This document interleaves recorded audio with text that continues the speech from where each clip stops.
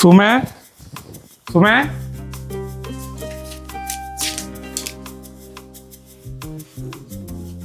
എന്താ നോക്കിക്കണ്? കൊണ്ടുപോയി ചേച്ചിയില് കൊടുക്ക്. ചേട്ടാ ഞാൻ പലവട്ടം പറഞ്ഞിട്ടുള്ളതാ, എന്നാലും പറയാ ഇങ്ങനെ കിട്ടുന്ന ശമ്പളം മുഴുവൻ ചേച്ചിയുടെ കയ്യിൽ കൊടുക്കണ. നമുക്ക് എന്തെങ്കിലും ഒരു സേവിങ്സ് വേണ്ടേ? മോനടക്കം നമുക്ക് 3 പേർക്കും ഒരു മാസം ചെലവിന് എന്തായാലും ഇത്രയ്ക്കധികം പൈസ ആവശ്യമില്ല. അപ്പൊ കുറച്ചെങ്കിലും പൈസ ഇതിൽ നിന്ന് നമുക്ക് മാറ്റി വെച്ചോളൂ ചേട്ടാ. ഞാൻ നിന്നോട് പലവട്ടം പറഞ്ഞിട്ടുള്ളതാണ് കുടുംബത്തിൽ കുത്തിരിപ്പുണ്ടാക്കരുത്. ഈ വീട്ടില് എൻ്റെ നിൻ്റെ ഒന്നുമില്ല. അച്ഛനമ്മയുള്ളപ്പോൾ ഞാനും ചേട്ടനും ജോലി ചെയ്ത് കൊണ്ടുവന്ന് കിട്ടുന്ന കാശ് മുഴുവൻ അമ്മയുടെ കയ്യിൽ കൊടുക്കും. അമ്മ അതുകൊണ്ട് സുഖമായിട്ട് നമ്മുടെ വീട്ടിലെ കാര്യങ്ങൾ മുഴുവൻ നോക്കി നടത്തും. ഇപ്പം അച്ഛനമ്മയില്ല. ആ സ്ഥാനത്താണ് ഇപ്പം ഞാൻ ചേട്ടനും ചേട്ടത്തിനും കാണുന്നത്. നമ്മളിപ്പോൾ താമസിക്കുന്നത് സത്യേട്ടൻ്റെ വീട്ടിലാണ്. സത്യേട്ടൻ വേറെ സ്ഥലം വാങ്ങി വീട് വയ്ക്കുന്നുണ്ട്, പിന്നെയും സ്ഥലങ്ങൾ വാങ്ങിയിട്ടുണ്ട്. നമുക്ക് എന്താ ഉള്ളത്? ഒരു വീട് പോലും ഇല്ലേ. സത്യേട്ടൻ്റെ ശമ്പളം വെച്ച് നോക്കുമ്പോൾ ഇതൊന്നും ആളെ കൊണ്ട് പറ്റണ കാര്യമല്ല. സുമ, നീ എന്നെ ദേഷ്യം പിടിപ്പിരുത്തിട്ടാ. എന്നും ചേട്ടൻ നീ തെറ്റിക്കാൻ നോക്കണ്ട, മനസ്സിലായ? ഞങ്ങളെ ഒരു പാത്രത്തിലുണ്ട്, ഒരു പായൽ കിടന്ന് ഉറങ്ങിയിട്ട് വളർന്നിട്ടുള്ളവരാ. ഞങ്ങളെ തമ്മിൽ തെറ്റിക്കാനായിട്ട് നീയല്ല ആരും വിചാരിച്ചാൻ പറ്റില്ല. നമുക്ക് എന്ത് പ്രശ്നം വന്നാലും സത്യേട്ടന് ഷീലേച്ചിണ്ട്. നീ നോക്കി കണ്ട് ആ കാശ് ഷീലേച്ചിയുടെ കയ്യിൽ കൊണ്ടുപോയി. ചേച്ചി എന്താ മോളെ, നീ ഇങ്ങനെ കാശും കൊണ്ട് വരുമ്പോഴാ 1-ാം തീയതി ഓർമ്മ വരണേ. ശരി,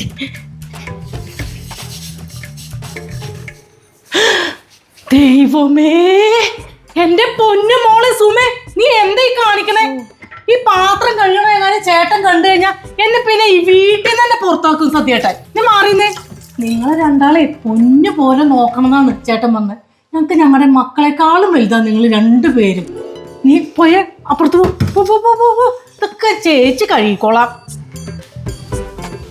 കണ്ടടി, ഇങ്ങനത്തെ ഒരു ചേട്ടനും ചേട്ടത്തിനും ലോകത്ത് എല്ലാവർക്കും കിട്ടും.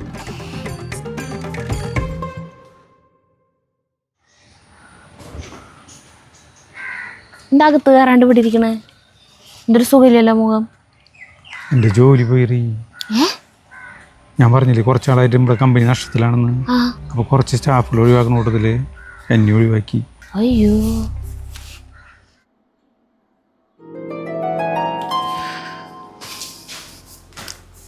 അല്ലേ നീ ഇതെന്തിനെങ്കിലും വിഷമിച്ചിരിക്കുന്നത്? നീ ജോലി പോയാണോ വിഷമിക്കണത്? എടാ, നിന്റെ ജോലി പോയ എന്താ? ഞാൻ അധ്വാനിക്കണില്ലേ? നിനക്കും സുമയ്ക്കും നിന്റെ മോനും കഴിയാള് ഞങ്ങൾ ഉണ്ടാക്കണില്ലേ? ഇനി വീടില്ല എന്നുള്ള നിന്റെ വിഷമം. ആ ശോഭാ സിറ്റിയുടെ അപ്പുറത്ത് ഇപ്പം ഞങ്ങൾ വേണ്ടിയുടെ പുതിയ വീടില്ലേ, അത് ഞാൻ നിന്റെ പേരിൽ എഴുതി തരും. ഒന്നോർത്ത, അതിലാലെ നിനക്ക് അവകാശപ്പെട്ടതല്ലേ? നിന്റെ കാശുകൊണ്ട് പണിയണ വീടല്ലേ അത്? അപ്പൊ നിനക്ക് അവകാശപ്പെട്ടതല്ലേ? അപ്പൊ നീ എന്നെ അവിടെ താമസിക്കേണ്ടത് അല്ല സത്യേട്ടാ? അല്ല പിന്നെ അങ്ങനെ പറഞ്ഞു കൊടുക്കണ ശീല നീ അങ്ങോട്ട് കാര്യങ്ങൾ. എൻ്റെ പൊന്നു ചേട്ടാ, എൻ്റെ പുണ്യമാണ് ഈ ചേട്ടൻ. ഈ സ്നേഹത്തിന് പകരം ഞാൻ എന്ത് തരും? നമ്മുടെ അച്ഛനമ്മയും നമ്മുടെ ഈ സ്നേഹം കണ്ട് മുകളിൽ നിന്ന് ആനന്ദാശ്രു പൊഴിക്കുന്നുണ്ടോ ചേട്ടാ? അനിയാ, ഈ വീട്ടിലെ പണിയെടുക്കാൻ ഞാൻ മാത്രമേ ഉള്ളൂ. എന്താ ചേച്ചി? ഒന്നുമില്ല. ആ സുമോളോ, മോള് ചെന്നാ മുറ്റം പറമ്പൊന്നും അടിച്ചു വാരിയിട്. അപ്പൊ ഫിലോമിന ചേച്ചി ഇന്ന് വരില്ലേ? ഫിലോമിനേച്ചി ഇന്നല്ല, ഇനി വരില്ല. എന്താ? സത്യേട്ടൻ ഒരാളുടെ കാശ് കൊണ്ട് വേണ്ട ഈ കുടുംബം മുഴുവൻ കഴിയാൻ. അപ്പൊ എവിടുന്ന കാശ്? അപ്പോ നമ്മൾ 2 പെണ്ണുങ്ങളുള്ളപ്പോ പിന്നെ എന്തിനാ ഫിലോമിനേച്ചി?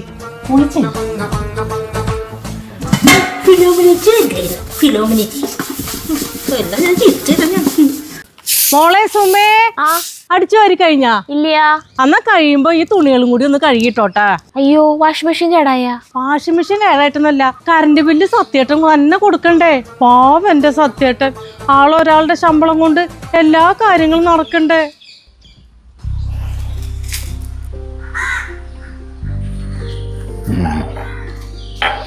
ലാലേ, ചേട്ടാ എന്താ നിന്റെ പരിപാടി? ഇങ്ങനെ തിന്നും കുടിച്ചും കഴിയാന്നാണോ? വേറെ ജോലി നോക്കണ്ട ചേട്ടാ.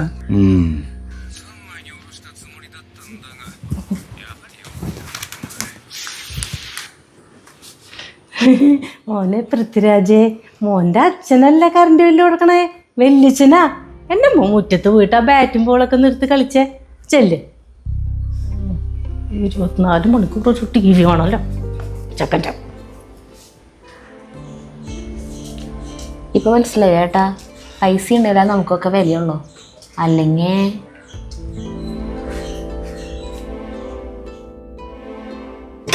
എന്നാലും എൻ്റെ സുമേ, ഞാൻ ലാലിനെ കുറിച്ച് ഓർക്കാറുണ്ട്. ഇങ്ങനെ തൊലിക്കെട്ടി ഉണ്ടാവും മനുഷ്യന്മാർക്ക്. രാവിലെ എണിക്കുക, ഭക്ഷണം കഴിക്കുക, ടി വി കാണുക, ഉറങ്ങുക. വീണ്ടും എണിക്കുക, ഭക്ഷണം കഴിക്കുക, ടി വി കാണുക, ഉറങ്ങുക.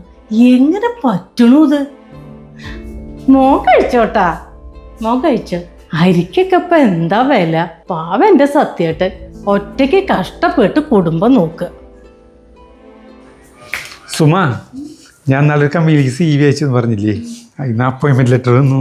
നല്ല ശമ്പളം, നല്ല പോസ്റ്റും.